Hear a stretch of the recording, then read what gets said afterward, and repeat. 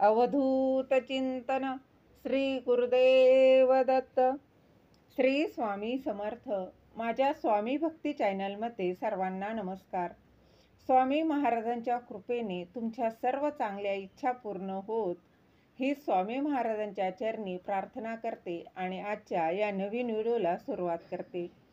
आज आहे शुक्रवार आणि आज श्रावण महिन्यातील ही पुत्रदा एकादशी आहे. या दिवशी संतती प्राप्तीसाठी काही सेवा उपाय केले जातात. त्याचबरोबर पुत्रदा एकादशीच्या दिवशी बघा, प्रत्येक आईनं आपल्या मुलांवरून एक वस्तू ओवाळून टाकायची आहे. मग तुमची बघा, मुलगा असो किंवा मुलगी असो, कोणीही असो, सायंकाळी एक वस्तू ओवाळून टाकायची आहे. मग ती कुठली वस्तू ओवाळून टाकायची आहे ती जाणून घेण्याआधी तुम्ही माझ्या स्वामी भक्ती चॅनलला सबस्क्राईब नक्की करा. आधी सांगितल्याप्रमाणे आज आहे पुत्रदा एकादशी. प्रत्येक एकादशी ही बघा, तिचं वेगवेगळं असं महत्त्व असतं. ज्यांना संतान नाही ते या एकादशीला काही विशेष त्यांनी सेवा केल्या तर त्या नक्कीच फलदायी ठरतात. त्याचप्रमाणे या दिवशी ज्यांना मुलगा असो किंवा मुलगी असो, अशा प्रत्येक आईनं आपल्या मुलांवरून सायंकाळी एक वस्तू ओवाळून टाकायची आहे, जेणेकरून आपल्या मुलांची प्रगती होईल.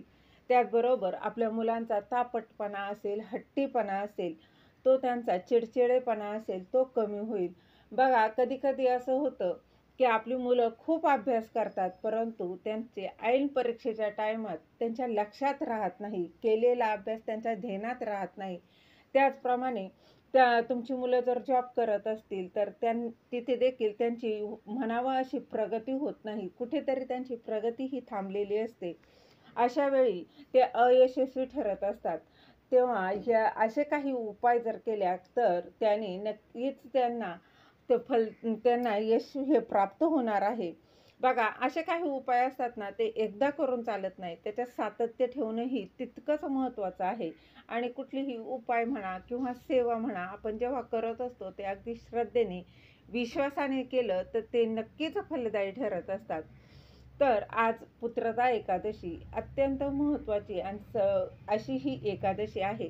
प्रत्येक आईनं आपल्या मुलांसाठी उपाय करायचा आहे. बघा, आईला करणं शक्य नसेल तर अगदी घरातील कुठलीही मोठी व्यक्ती असेल, आजी असेल, काकू असेल, तिच्या ताई असेल, मोठी बहीण जरी असेल ना, तिने हा उपाय केला तरी चालणार आहे. त्याचबरोबर तुमची मुलं लहान असोत किंवा अगदी जॉब जरी करत असतील ना, तरी देखील हा उपाय तुम्ही करायचा आहे. अत्यंत प्रभावी असा उपाय आहे. अगदी साधा आणि सोपा उपाय आहे, पण तितकाच तो प्रभावी असा उपाय आहे.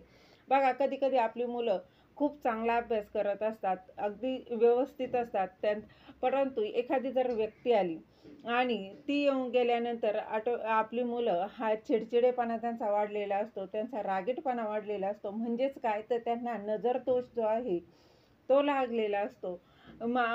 ती व्यक्ती आपल्या मुलाचं कौतुक करते, परंतु त्याच्या मनात काय भाव आहे तो आपल्याला माहीत नसतो आणि त्यामुळे आपल्या मुलांचा तापटपणा हा वाढलेला असतो, चिडचिडेपणा. तेव्हा त्याला नजरदोष जो असतो तो लागलेला असतो आणि हा नजरदोष देखील या उपायाने दूर होणार आहे. असा हा अत्यंत प्रभावी असा उपाय आहे.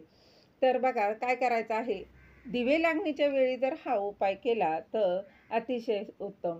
जर नाही शक्य झालं तर तुम्ही त्यानंतरही कधीही करू, जेव्हा तुम्हाला वेळ भेटेल तेव्हा तुम्ही केला तरीही चालणार आहे.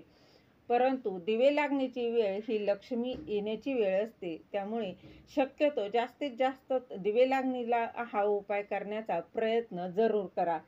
तर सर्वात आधी तुळशीसमोर एक शुद्ध गाईच्या तुपाचा दिवा लावायचा आहे आणि त्यानंतर आपल्या घरातील देवघरात देखील एक तुपाचा दिवा लावून घ्यायचा आहे. तूप नसेल तर अगदी तुम्ही जो कुठलं तेल वापरत असाल त्या तेलाचा दिवा लावून घ्यायचा आहे. त्यानंतर आपल्या मुलाला पाटावर किंवा एखाद्या आसनावर बसवायचं आहे.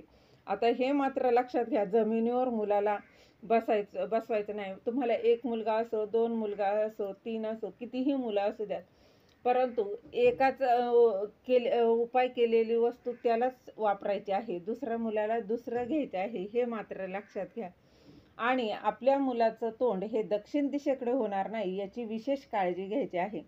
देवघरासमोर एक पाट किंवा काहीही तुम्ही बसवायचं आहे आणि त्या बघा सर्वात आधी तुम्हाला खडे मीठ आहे, जाडं मीठ, ते मीठ घ्यायचं आहे आणि थोडीशी काळी जी मोहरी आहे ती घ्यायची आहे आणि मुलाच्या डोक्यापासून पायापर्यंत असं गोल घड्याळाचा काटा ज्याप्रमाणे फिरतो त्याप्रमाणे मुलाच्या डोक्यापासून 7 वेळा किंवा 5 वेळा तुम्हाला हे उतरवून घ्यायचं आहे.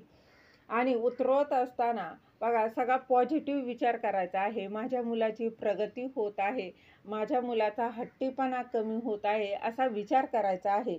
किंवा नाहीच काही तर बघा अगदीच आपल्या स्वामी महाराजांचं नाव घ्यायचं आहे. श्री स्वामी समर्थ, श्री स्वामी समर्थ असा जप करायचा आहे आणि मुलाच्या डोक्यापासून पायापर्यंत 5 वेळा ही वस्तू जी आहे ती उतरवून घ्यायची आहे.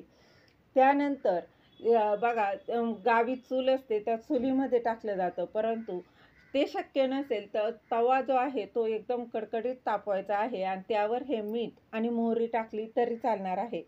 तेही शक्य नसेल तर अगदी तुम्ही बेसिनमध्ये जरी हे टाकून दिलं तरी चालणार आहे. आणि त्यानंतर हातपाय स्वच्छ धुवून तुम्ही स्वामी महाराजांपुढे हात जोडायचा आहे, प्रार्थना करायची आहे. यामुळे तुमच्या मुलाची प्रगती होणार आहे. तुमच्या मुलाचा अभ्यास जो आहे तो त्याच्या लक्षात राहणार आहे. त्याचा तापटपणा पुन्हा हट्टीपणा असेल तो कमी होणार आहे. तुमचं मूल जर कुठे जॉब करत असेल तर तिथे देखील त्याची प्रगती होणार आहे, तो यशस्वी होणार आहे. बघा एका मुलाचं करून झाल्यानंतर दुसऱ्या मुलाला पाठावर बसवायचं आहे, त्यावेळी तुम्ही मीठ आणि मोहरी ही पुन्हा वेगळी घ्यायची आहे. पहिल्या मुलाला जी वापरलेली आहे तीच दुसऱ्या मुलाला वापरायची नाही, हे मात्र लक्षात घ्या. तुम्हाला 1 मुल असो, 2 असो किंवा आणखी मुलं असली तरी प्रत्येक मुलाच्या वेळी ही वस्तू जी आहे ती वेगळी घ्यायची आहे, हे मात्र लक्षात घ्या. आणि त्या तिथीला त्याप्रमाणे तुम्ही जर याच्यात सातत्य ठेवलं तर नक्कीच तुम्हाला बघा लवकरच अनुभव येईल. तुमच्या मुलाची प्रगती होत आहे, मुलाचा तापटपणा, हट्टीपणा हा कमी होत आहे. झालेली सेवा महाराजांच्या चरणी रुजू करते. दिलेली माहिती तुम्हाला आवडली असेल तर लाईक करा, शेअर करा, सबस्क्राईब करायला विसरू नका. श्री स्वामी समर्थ. जय जय स्वामी समर्थ.